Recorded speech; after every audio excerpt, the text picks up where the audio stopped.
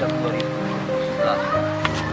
Kita awali dengan seminar budaya, gali kembali semua potensi desa, kearifan lokal dulu dalam kegiatan seminar, dan seminar kita itu lalu menghasilkan rekomendasi dari masyarakat untuk harus ditindaklanjuti oleh pemerintah desa, yaitu diminta supaya pemerintah desa membuat itu peraturan desa tentang perlindungan pesisir dan laut, karena ini lahir dari kebutuhan usulan masyarakat sehingga kami lalu menganggarkan itu dalam kebijakan anggaran desa biaya kegiatan restorasi terumbu karang.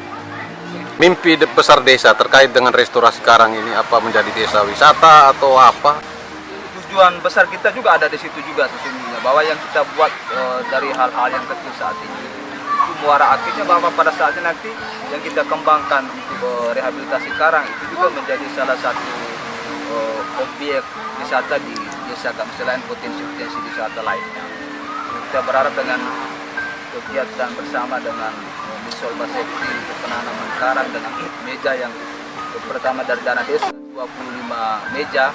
Saya pikir itu kerjasama yang baik untuk pada saatnya nanti untuk kami persiapkan segala sesuatu yang penting. Sekarang kelompok juga sudah ada, areanya juga sudah ada. Nanti kita juga akan menyiapkan homestay di warga, lalu mengatur untuk dia punya paket penjualan pariwisata. Menanam ini saya pikir masyarakat dari waktu ke waktu juga itu semakin sadar untuk terus menjaga kita punya laut ini, lalu juga menjaga terumbu karang khususnya sebagai rumah ikan, juga bukan hanya ikan tapi juga biota laut lainnya. Ya, kita juga komitmen bahwa pada saatnya kalau Misol berakhir program di Flores Timur, program akan tetap kami lanjut, karena itu kami punya kebutuhan, bukan kebutuhan dari Misol punya, tapi kebutuhan masyarakat kami, dan selama dapat syukur dan kami komitmen tetap harus berlanjut sampai kapan. Faktor yang paling pertama itu soal kondisi laut kita yang sudah rusak.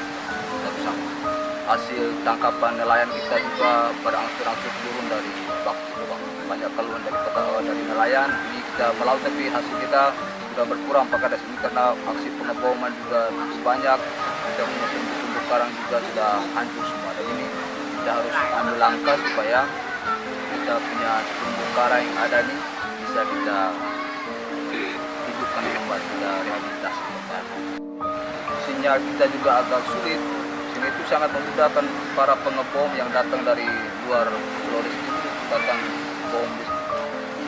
Ketika kita sudah punya peraturan desa, lalu dengan kelompok yang ada untuk penanaman terumbu karang ini, itu tingkat kesadaran masyarakat juga sudah semakin tinggi. Jika kalau dulu, itu kalau orang buang bom, itu warga kita di sini lebih dulu untuk turun ke sana dan ambil ikan, selam dan ambil ikan. Tapi sekarang sudah tidak.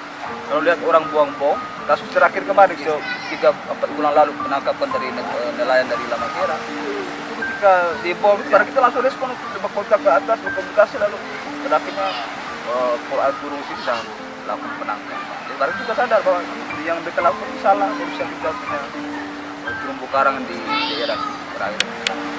Dengan adanya Perdes ini ada perubahan.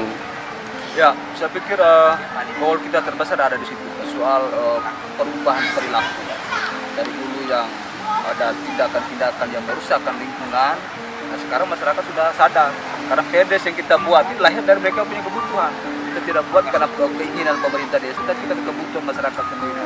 Dan sekarang itu kita punya pantai, sepanjang garis pantai tidak ada lagi sampah yang berserakan. Masyarakat juga sudah tidak tebang pohon di pesisir pantai, tidak lagi tambang batu pasir di pantai untuk pembangunan rumah. Sudah tidak dilakukan lagi.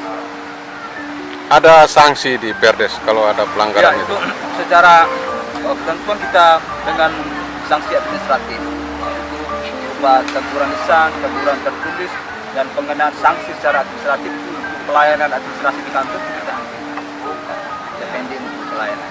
Tapi sepanjang ini karena memang belum ada yang melanggar untuk itu, jadi memang itu masih aman sampai dengan hari ini.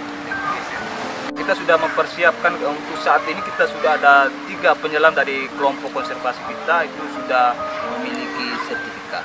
Kita berharap untuk ada kegiatan lanjutan oleh pemerintah maupun juga oleh LSM Misol supaya kita bisa tambahkan ya minimal 5 lah, dari kelompok yang ada itu bisa 5 orang memiliki sertifikat selam supaya pada saatnya dalam pengembangan pariwisata desa itu mereka sudah bisa menjadi pemandu selam di desa ini.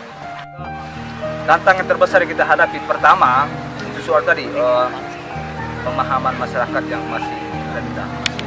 Dan kita mau bergerak maju itu ada yang juga masih tarik kita ke belakang, berpikir mundur.